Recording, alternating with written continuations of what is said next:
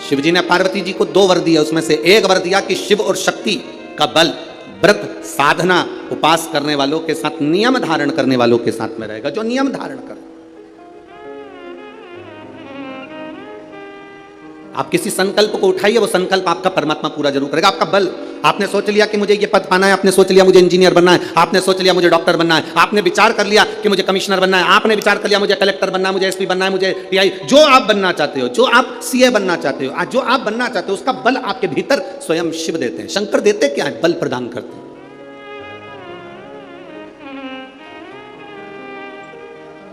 शिव जी देते ही बल है।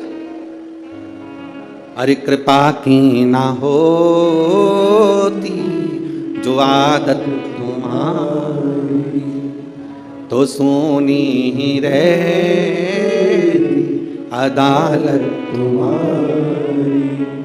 जो गरीबों के दिल जगा तुम न पाए, तो किस दिल में होती इबादत तुम्हारी।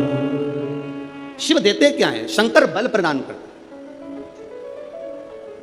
दुनिया के लोग हंसेंगे शंकर जी पे जल चढ़ाने से क्या होता है?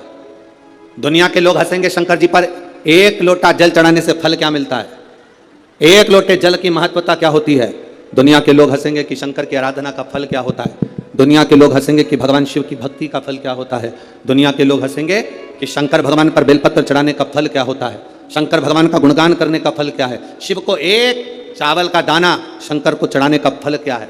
1 बार मुख से पंचाक्षर मंत्र नमः शिवाय, षडाक्षर मंत्र ओम नमः शिवाय, श्री शिवाय नमस्तुभ्यम बोलने का फल क्या है। ये दुनिया के लोग हंसते हैं, पर जितने लोग हंसते हैं हम उनसे कहते हैं ये इतने जो पत्र यहाँ पर इकट्ठे होते हैं, थोड़े यहाँ रखें, आज पहले दिन यहाँ पर इतने पत्र, ये पत्र अलग। इन पत्रों को कभी मौका मिले और जिसके मन में संशय हो, जिसके मन में संशय हो कि शंकर करता क्या है, उसको एक बार इन पत्रों में कहीं ना कहीं इनका मोबाइल नंबर भी रहता है, इनका एड्रेस भी रहता है, तो उसको पढ़ा करो कि इन पत्रों से हमको ये मालूम पड़ता है कि शिव करता क्या है।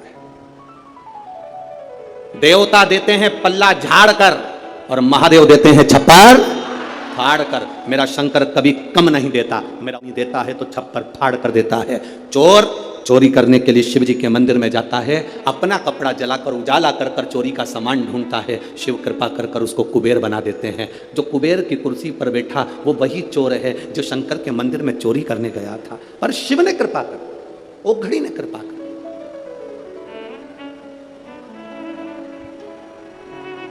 वो करुणा सागर। शंकर के जो भक्त होते हैं वो 3 बार रोते हैं। कितनी बार रोते हैं? 3 बार। शिव के जो भक्त होते हैं वो 3 बार रोते हैं। पहला, जब भगवान शंकर को पुकारते हैं, उसके हृदय में बड़ी तकलीफें होती है, कष्ट होता है, दुख होता है, तब वो भगवान को पुकारता है, तब रोता है।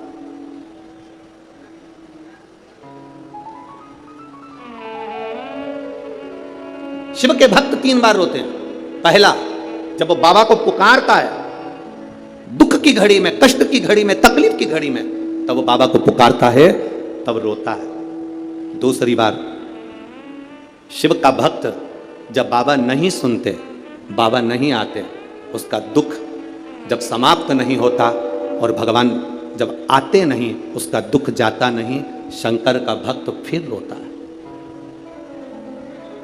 शिव के भक्त 3 बार रोते हैं। 1 बार भगवान को पुकारते हैं तब, दूसरा भगवान नहीं आता तब, और तीसरी बार शंकर के भक्त तब रोते हैं जब भगवान मिल जाते हैं और उसका कार्य जब पूर्ण हो जाता है, तब भी वो रोता है, तब भी रोता है।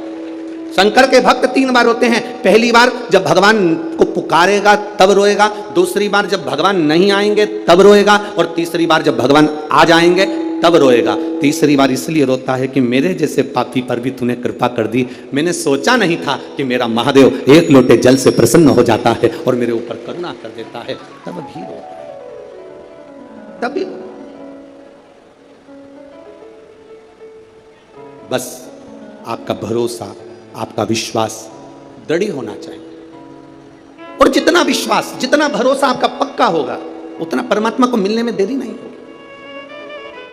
दूसरा वर देवादिदेव महादेव माता पार्वती जी को देगा, पार्वती।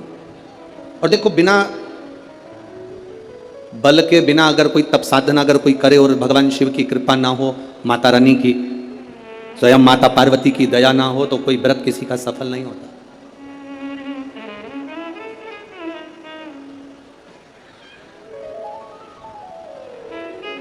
राजा प्रसेनजीत की दो बेटी थी,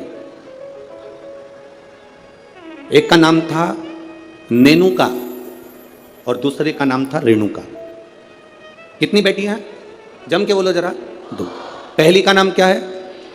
नेनुका, ना एन, नेनुका पहली का नाम, और दूसरी का रेणुका, आर रा, रेणुका। राजा प्रसेनजीत की दो बेटी है, एक नेनुका है, दूसरी रेणुका है। नागपुर में भी कहीं ना कहीं रेणुका माता का मंदिर होगा, है? अच्छा, एक का नाम है नेनुका, दूसरी का नाम है रेणुका। अब देखिए तप का बल कैसे प्राप्त होता है। दोनों देवियों में विचार करिए, ये दोनों राजा प्रसेनजीत की दोनों बेटी है, रेणुका और नेनुका, ये दोनों बेटी राजा प्रसेनजीत।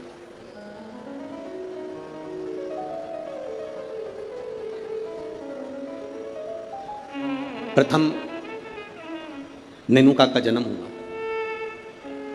और नेनुका का जब जन्म हुआ तब नेनुका उस जन्म को पाने के बाद में अपने राजसी कार्य में अपने पिता के साथ में रहने लगी, कार्य करने लगी। दूसरे नंबर पर आई है रेणुका। रेणुका का जब से जन्म हुआ, जब से रेणुका जन्मी, उस दिन से उसने केवल अपनी मां रेणु से एक बात सीख ली कि जो कुछ मिलेगा वो अपने कर्म से मिलेगा, जो कुछ मिलेगा वो अपनी मेहनत से मिलेगा। इसलिए मत बुरे कर्म कर बंदे वरना पछताएगा, भगवान की आंखों से तू बच नहीं पाएगा, तू बच नहीं पाएगा। हम जिस कर्म को करें उस, जितने लोग कथा सुनने आए हैं, तुम पूरे की पूरे भजन याद करके आए हो, पक्का। बहुत बहुत साधुवाद। और एक बात तो है, विदर्भ विदर्भ है और नागपुर नागपुर है।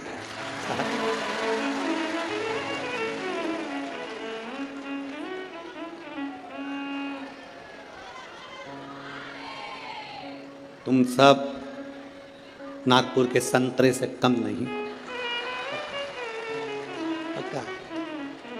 संतों की धरा है नागपुर, शिव तत्व की प्राप्ति महाराज औघड़ी है। दो बेटियां हैं राजा की, प्रसेनजीत की दो बेटियां, एक नेनुका है तो दूसरी रेणुका। नेनुका अपने राज परिवार में, अपने राजघराने में सुख से आनंद से रह रही है, आनंद से रह रही है। और रेणुका जिसके अंदर भाव शुद्ध है, जिसके अंदर भाव की शुद्ध है, जिसके अंदर आनंद की शुद्ध है, वो रेणुका है। दोनों में भाव की शुद्धता।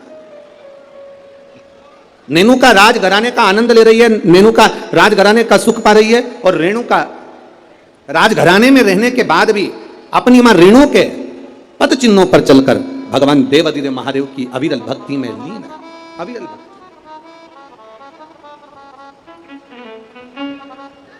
शिव भक्ति में लीन है वो। समय जाता जाता है,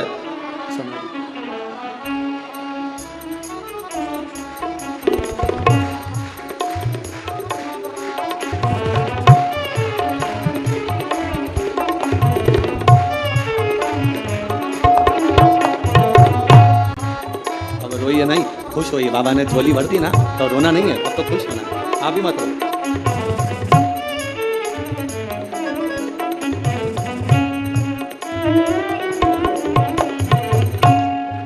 अभी तो रोने का समय गया, अब तो खुश होना। दोनों जने अच्छे से खुश होकर जाओ, रोज के नहीं जाना।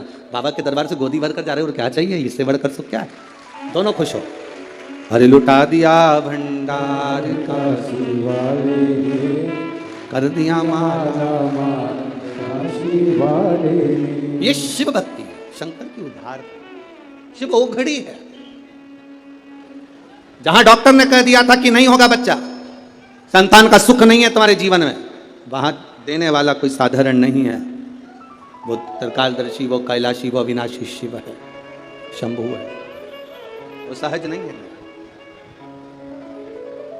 शिव कथा कथी है, भगवान देवादिदेव महादेव का चरित्र कहता। शिव महापुराण की कथा कथी है।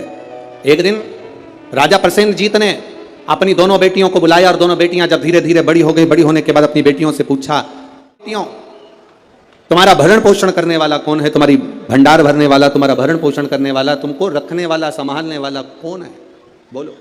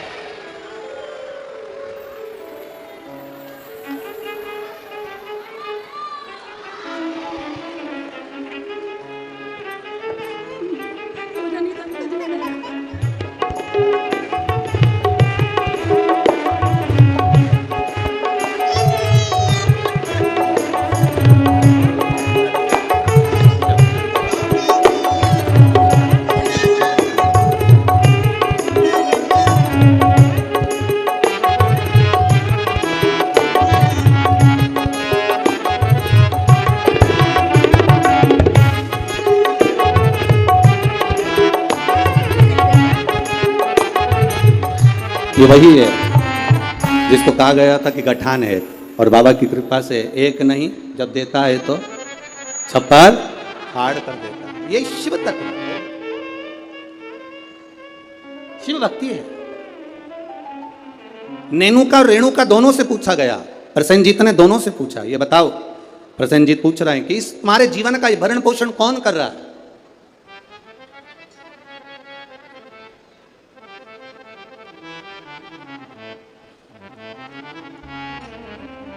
नेनुका ने कहा, पिताजी मेरे जीवन का भरण पोषण आप कर रहे हो, मेरे जीवन को चलाने वाले आप हो, भरण पोषण करने वाले आप हो। अब राजा प्रसेनजीत ने अपनी बेटी रेणुका से पूछा, रेणुका तू बता कि ये भरण पोषण तेरा कौन कर रहा है। रेणुका कहती है, पिताजी ये तो सब जो कर रहे हैं वो भोलेनाथ कर रहे हैं, जो लिखा ललाट पर वो मिल रहा है, जो लिखा, जो ललाट पर लिख दिया वो मुझे मिल रहा। दुख लिखा, सुख लिखा, अच्छा लिखा, बुरा लिखा, जो उसने लिखा वो मुझे मिल रहा। जो लिखा ललाट पर वो मुझे मिला।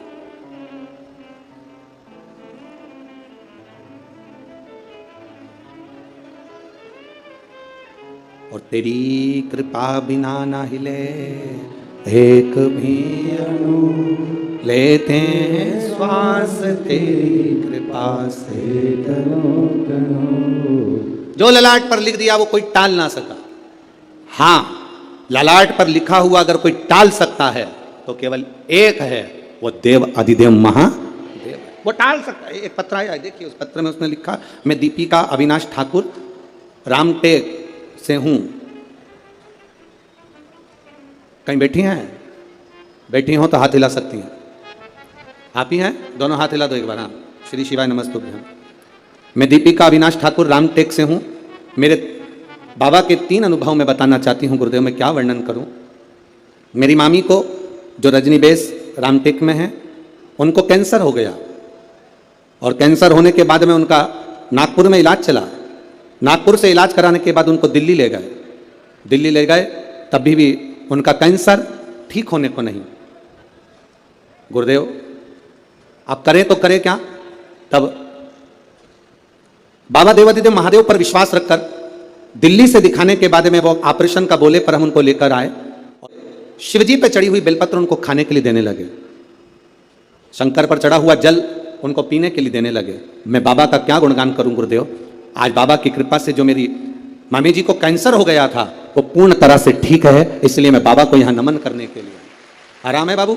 दोनों हाथ हिला दो एक बार। श्री शिवाय नमस्तुभ्यम। गुरुदेव, शिव कृपा इसी को कहते हैं। गुरुदेव, बाबा जब देता है तो साधारण नहीं देता बाबा। गुरुजी, आप कहते हो कि सारी समस्या का एक लोटा जल है हल, पर निवेदन करूं गुरुदेव, बेलपत्री में भी वो बल है कि साधारण व्यक्ति उस बेलपत्र को समझ नहीं सकता। यह शिव तत्व की प्राप्ति। बैठिए बहन। शिव भक्ति वो क्या दे रहा है, क्या कर रहा है, ये उसके ऊपर निर्भर है। नागपुर वालों, आप लोगों को मौका मिला है 5 दिन की कथा का। जितने दिल से, हाँ, लोग कहेंगे तुमसे भीड़ बहुत है, बहुत गर्दी है, बहुत भीड़ है, बहुत गर्दी है, तो भी कह देना कि वो हमें जहाँ जगह मिले वहाँ बैठकर दिल से जितनी देर मिले उतनी देर की कथा श्रवण कर कर उसको एक बार अपने मन की बात कहकर जरूर जाना। वो 3 महीने में क्या देगा ये उसके ऊपर निर्भर। वो क्या देगा ये वही जान सकता। भगवान ने अगर आपको धन दिया है तो बन सके जो शिव भक्त यहाँ पर आए उनको दोनों हाथों से कुछ जो बन सके, पानी हो, फलाहार हो, बिस्कुट हो, कुछ भी सामग्री, एक बार उनका मुंह झूठा जरूर कराओ और लिख कर रखना अपनी डायरी में कि मैंने 5 रुपए का पानी पिलाया था। 3 महीने इंतजार मत करना, 1.5 महीने में इंतजार कर कर बताना कि वो 5 रुपए का जो पानी पिलाया वो 3 गुना हुआ कि नहीं हुआ, 4 गुना हुआ कि नहीं। कब फल क्या क्या मिल रहा है, क्या प्राप्त होगा, ये वही था।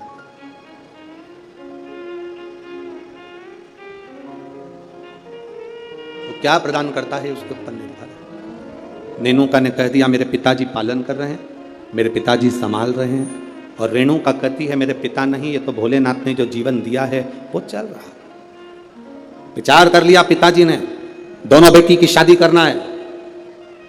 एक बेटी के हृदय में शिव समाया हुआ है, एक बेटी के हृदय में ज्ञान समाया हुआ है, वैराग्य, त्याग, संत का भाव समाया हुआ है, और दूसरी बेटी के हृदय में जानती है कि मेरे पिता संचालन कर रहे हैं तो इसको कोई राजसी राजा ही इसको परणाएगा। इस बेटी का विवाह किसी राजा के साथ करूंगा,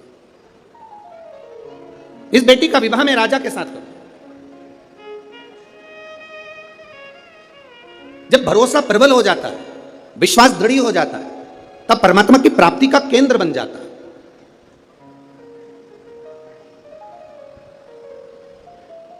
अभी हम आ रहे थे, जब आते आते देखा कि लोग टेंट के बाहर, पंडालों के बाहर लोग धूप में बैठे हुए हैं। बहुत गर्मी है, धूप अपार, पर आप प्रयास करना।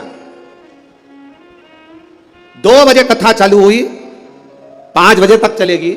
2 बजे से 5 बजे तक जो धूप में बाहर भी बैठे हैं वो अंदाजा लगाकर बैठना कि 2 बजे से 5 बजे तक आपको कहीं धूप दिखी, कहीं धूप नजर आई, कहीं धूप लगी। वो छत्र छाया कर कर बैठता है।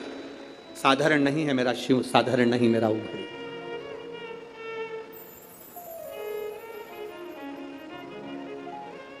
कोई कह रहे थे कि गुरुजी, आदरणीय आमदार जी मोहन मते जी कथा करा रहे हैं। हम कह रहे हैं मोहन मते जी नहीं, ये तो नागपुर वालों का जो भाग्य प्रबल हुआ, और मोहन मते जी की जो धर्म पत्नी है श्रीमती सौभाग्यवती सविता मोहन जी मते, उनको धन्यवाद देंगे कि उनके पुण्य, कहीं उन्होंने शंकर की आराधना, मोहन मते जी तो शिव की आराधना बचपन से कर कर आ रहे हैं, बाल्यावस्था से, और ऐसा नहीं कि कोई शिवालय रह जाता हो। शिवरात्रि पर भी भगवान शंकर के मंदिर में जाना, श्रावण के महीने में शंकर की आराधना करना, शिव भक्ति को अपने हृदय में बिठाना, तो कहीं ना कहीं शंकर की जो करुणा, हमारे पुण्य की। एक बच्चा एक गुल्लक भरता है तो फोड़कर गिफ्ट लाता है, फोड़कर जब गिफ्ट लाता है तो वह अपने प्रयोग में लेता है। जब हमारे पुण्य की गुल्लक भराती है तब जाकर अपने परिवार में, अपने क्षेत्र में एक बार शिव महापुराण की कथा हो पाती, तब जाकर कथा हो। श्री मोहन मते जी को मैं कहूंगा, आपके इस कथा से पूरे क्षेत्र के ना जाने कितने कितने पुण्य प्रबल हुए होंगे, और ये नागपुर वासियों ने ना जाने कितना 1 लोटा जल चढ़ाया होगा, तब जाकर ये 5 दिन की शिव महापुराण की कथा यहाँ पहुंची। ये कोई सहज है पुराण? बोल बम का नारा है, बहुत अपने पुण्य की प्रबलता हुई, तब जाकर ये शिव महापुराण की कथा हमारे जीवन में एक बार श्रवण करने का सौभाग्य अपने क्षेत्र में, अपने नगर में, अपने गांव में मिल रहा, तब मिल रहा।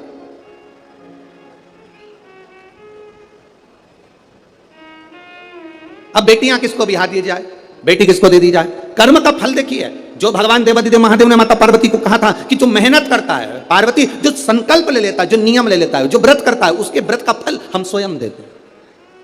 2 वचन दिए थे माता पार्वती जी को भगवान शिव ने, एक शिव और शक्ति का बल देना, और दूसरा वचन देवादिदेव महादेव ने माता पार्वती को दूसरा वचन, दूसरा वर दिया था, पार्वती सुन,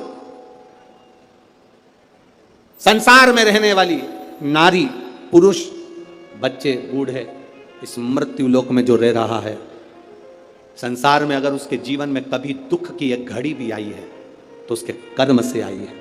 उसने जो पूर्व में कर्म किया होगा उसके अनुसार उसको एक दुख की घड़ी में भोगना पड़ा है। पर उस दुख की घड़ी में पार्वती, अगर उसने भूलवश भी मुझे याद किया, शंकर कहते हैं मैं उसी क्षण उसके दुख को मिटाने के लिए संसार सागर में पहुंच जाऊंगा। मैं वचन देता हूं। ये माता पार्वती जी को शिव जी ने 2 वचन दिए। पार्वती, एक शिव और शक्ति का बल व्रत उपास साधना तप करने वाले को मिलता है। नवरात्र का व्रत करने वाले कई लोग नंगे पैर चलते हैं, कई लोग एक समय दूध लेते हैं, कोई कहता है कि मैं लौंग पर व्रत करता हूं, कोई अपने शरीर पर जवारे वो लेता है, कोई कुछ नियम धारण करता है, कोई कुछ नियम धारण करता है। सारे नियम, व्रत, साधना, तप जितने लोग करते हैं, घबराने की जरूरत नहीं। ये बल तुम्हें जो देता है वो शिव देते हैं, वो भगवान शंकर शक्ति के साथ देते हैं। और ध्यान देना, दुख की घड़ी में अगर तुम्हारे कर्म के अनुसार तुम्हें दुख भोगना पड़ रहा है तो उस दुख में भी घबराना नहीं। अगर दुख परमात्मा ने दिया है तो वो उस दुख को समाप्त करने का बल भी आपको प्रदान करता है। वो शिव तत्व है, वो घड़ी है, वो शंकर है, वो घड़ी शिव है।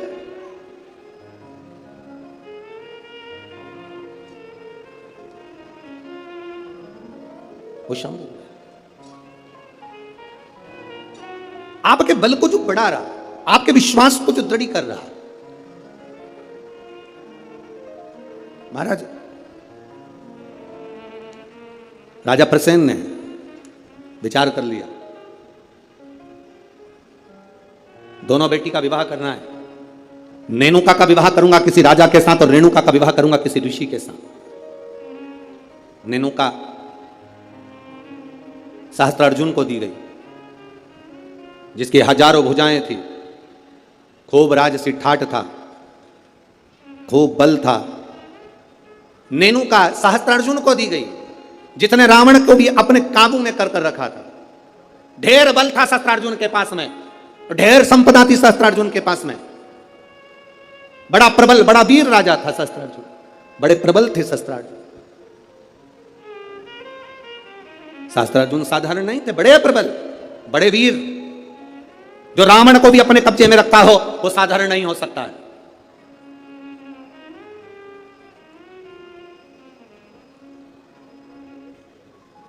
राजा सहस्त्रार्जुन को अपनी बेटी नेनुका का विवाह कर दिया। अब आई बारी रेणुका की, तो फिर विचार करा गया कि इस रेणुका का विवाह मैं करूं तो करूं किससे, किसको दूं। तब कहा, बेटी जितनी तू शंकर की आराधना करती है, जितनी तू शिव जी की उपासना करती है, तेरा पति भी शंकर की आराधना करने वाला होना चाहिए। जमदग्नि जी को रेणुका ब्याह दी। जमदग्नि जी को जब रेणुका ब्याही, रेणुका का तप साधना देखिए कितनी प्रबल थी। जमदग्नि जी के साथ में रेणुका जब ब्याह कर आ गई, रेणुका का नियम था, प्रतिदिन का नियम था रेणुका का, प्रतिदिन का नियम। एक मट्टी को इकट्ठा करती, मट्टी को इकट्ठा कर कर उसका हंडा बनाती, घड़ा बनाती, पात्र बनाती, कच्चा घड़ा, कच्चा पात्र। मेरा निवेदन है, यहां पर जितनी माताएं बैठी हैं, एक बार प्रयोग कर कर देखना कि आप मट्टी लाओ, मट्टी का हंडा बनाओ, मटकी बनाओ, और उस मटकी में कहीं जाकर जल भर कर लेकर आना, अपने सिर पर रखकर। टूटेगी कि नहीं टूटेगी? अरे बोलो तो जम के टूटेगी ना, क्योंकि वो पक्की नहीं है, सही से बनी नहीं है, तो मटकी टूट जाएगी। अगर वो मट्टी का पात्र पका होता, मट्टी का पात्र अग्नि में तपा होता, मट्टी का पात्र अग्नि में सना होता, अग्नि में तपा होता, तो वो मटकी फिर टूटती नहीं। अगर वो तपा हुआ है, अगर वो तपा अग्नि में तपा हुआ है तो वो नहीं टूटेगा, पर वो अग्नि कच्चा पात्र है तो टूटेगा, पका नहीं है तो वो टूट जाएगा। रेणुका का नियम था, मट्टी का पात्र बनाती, मटका हंडा बनाती, और हंडे को लेकर जब नदी पर जाती, जल भर कर लाती, जल भर कर लाती, और वो जल अपने पति को देती। जमदग्नि जी को जल देती, जमदग्नि जी भगवान शिव को समर्पित करती। ओम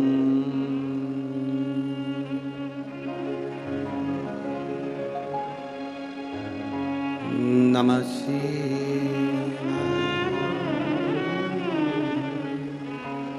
ओम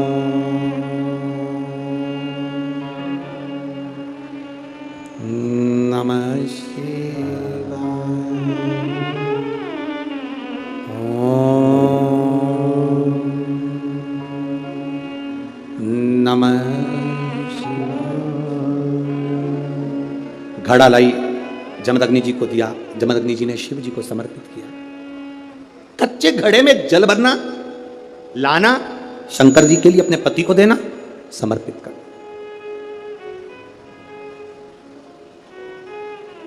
सबसे कठिन काम, कच्चे घड़े में जल भरकर लाकर पति को देना और जल समर्पित करना।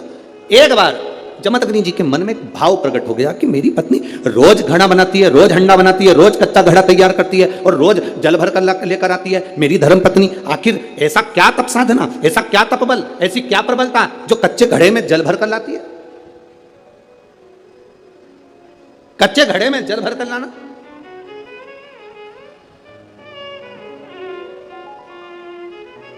मेरी जीजियों, एक बात अपने जीवन में उतार कर रखना, कभी जिंदगी में अगर कभी ऐसा योग लगे, कभी तुम्हारे जीवन में कभी ऐसा लगे, अब तो थोड़ी शरद चालू हो गई, ठंडक चालू हो गई, तो मट्टी के पात्र का जल से शिव का अभिषेक कभी तो नहीं हो सकता, पर बैसाख महीने में, ज्येष्ठा महीने में कभी मौका लगे अपने जीवन में और तुम्हें लगे मेरे जीवन में दुख समाप्ति नहीं हो रहा, मेरे दुख जा ही नहीं रहा, तो 5 बेलपत्र,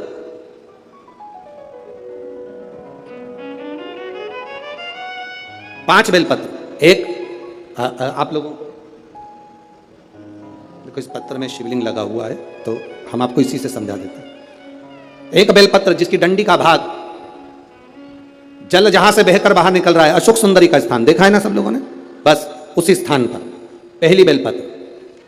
दूसरी बेलपत्र पार्वती जी के स्थान पर, अर्थात जो जलाधारी है वहां पर। तीसरी बेलपत्र शंकर भगवान के शिवलिंग के सम्मुख में जहां आप बैठे हो वहां बैठकर डंडी का भाग विपरीत दिशा में रखकर, तीसरा बेलपत्र। चौथा बेलपत्र भगवान शंकर का जल जहां से नीचे गिर रहा है उस ओर सीधी बेलपत्र नीचे की ओर। और 5वीं बेलपत्र शंकर भगवान के अशोक सुंदरी के स्थान को छुआकर नंदी के पास रखकर, जो घड़े में जल है अर्थात मट्टी के पात्र में जो तुम जल लेकर गई हो उस पात्र के जल से शंकर का अभिषेक कर देना, शिव को वो जल समर्पित कर देना। जिंदगी में कैसा भी दुख हो वो कटता ही है, वो दुख रह नहीं सकता, ये निश्चित था।